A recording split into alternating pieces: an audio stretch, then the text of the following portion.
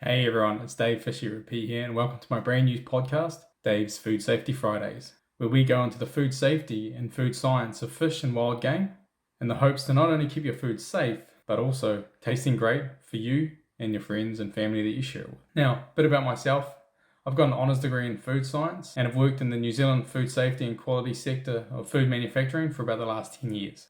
In addition to that, I was brought up rurally as a keen fisherman and hunter. Lately, I've been asked more and more for some food safety advice and food safety questions relating to wild fishing game. So I decided to kick off this podcast to hopefully pass on that knowledge to others, and more importantly, hopefully prevent a few of you from getting food poisoning while I'm at it.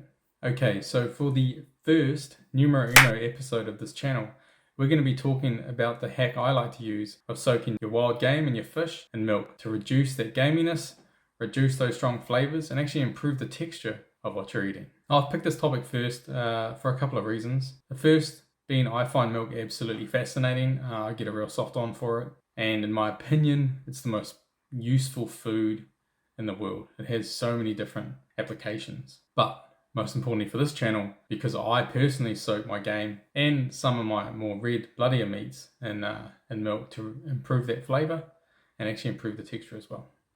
Okay, so you may have heard people say they can soak wild game and meat in milk to help improve the texture and flavor and reduce its gaminess. But how this happens is because of the complex nature of milk itself.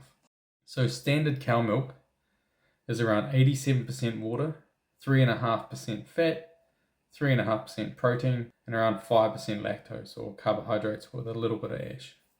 Now the protein in mammalian milk is what makes it so unique. You've probably heard of curds and whey when making cheese, where the whey is the water-soluble protein, and then the casein, or curds, is the more fat-soluble protein.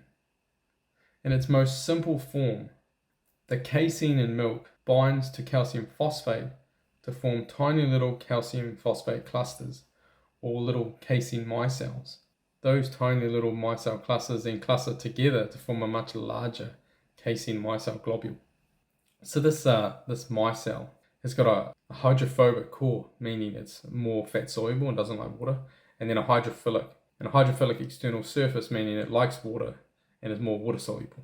Now the reason the external surface is more water soluble is due to all these charged groups from the calcium phosphate in both negative and positive ions. These charges help to stabilize that micelle in the solution of basically water and milk fat. So what the heck's this got to do with flipping improving the texture and taste of raw meat? Well, gaminess is a term kind of loosely given to any strong smell, taste, flavor in wild game relative to your domestic food. And these gamey smells and flavors are largely attributed to the various hormones, enzymes, and other compounds built up in the meat that may not be as strong or even present in your domestic meat. And these flavors actually become stronger or more concentrated from a variety of external factors. For example, stress, e.g. wild animals, because they're not in a nice enclosed secure pen, normally higher stress. When you've got elevated hormones, e.g. your wild buck in the raw, pumping and absolutely packed with hormones, or just simply depending on the time of the year and its diet. For example, when you're hunting turkeys in New Zealand, the common saying is never eat a turkey with an R in it, e.g. mainly in your summer months. And that's largely because they're supposedly eating lots of crickets, which can taste disgusting in the meat.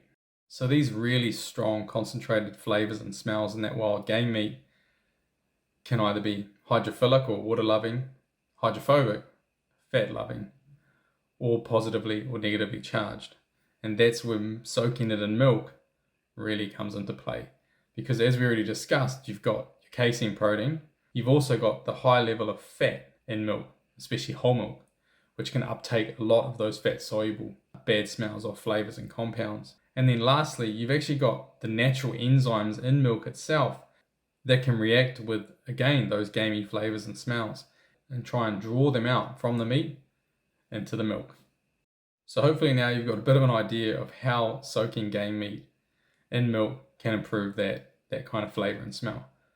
But why on earth is it impacting the texture? Well, those same casein micelle clusters contain a huge amount of calcium from the calcium and phosphate ions. These in turn actually react with the meat and the individual meat protein, which can alter the structure of the meat or the meat protein, and in turn, hopefully, improve the texture of the meat. You can actually further enhance this surface softening by lowering the pH or adding something a little bit more acidic, like yogurt or sour cream. But you may not get some of the same properties that you do with milk.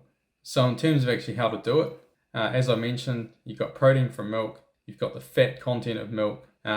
Personally, I use whole milk powder. I use whole milk powder because it's cheap and I can make it really, really thick. So I'm concentrating the protein and also the fat to try and draw out those bad flavors as quickly as possible. In terms of time to soak, I'm assuming there's an equilibrium at a certain time, but I found 40 minutes, an hour should be absolutely plenty. Now, as I said above, I've personally done this many times. The first time I tried it properly was with some wild rabbit that I got on a bow hunting trip in the suburban Auckland. And if you haven't seen that video, please make sure you check it out. In this case, it completely removed any kind of weird wild game smells, and it was actually incredible. It tasted amazing. And since then, I've pretty much done it with, I do it with all my game meat because why not? Recently, I did it to some venison, beautiful. And I even do it to fish, especially the more red, dark, stronger tasting fish, especially after freezing, like a kahawai. You might even want to do it to some bluefin or something. Probably not if you're going to eat it raw, but if you're going to cook it. Yeah, it just works absolutely amazingly. And it doesn't seem to, I guess, increase the milky flavor when you're cooking it as well. You do want to kind of dry it off or rinse it off after you've soaked it in the milk. So that's numero uno, the first episode of Dave's Food Safety Fridays. All about why I suggest soaking your game meat in milk. I really do hope you've enjoyed this episode, and if you found it interesting, please make sure you share it to your friends, your family, and anyone else who you think might find it interesting. If you haven't subscribed, please make sure you hit that subscribe button. It makes a huge difference. Leave a like on this video, and let me know in the comments what you thought. Thanks very much. Also, make sure you check out my cool catch and cook videos where I actually put this soaking meat and fish and milk to the test.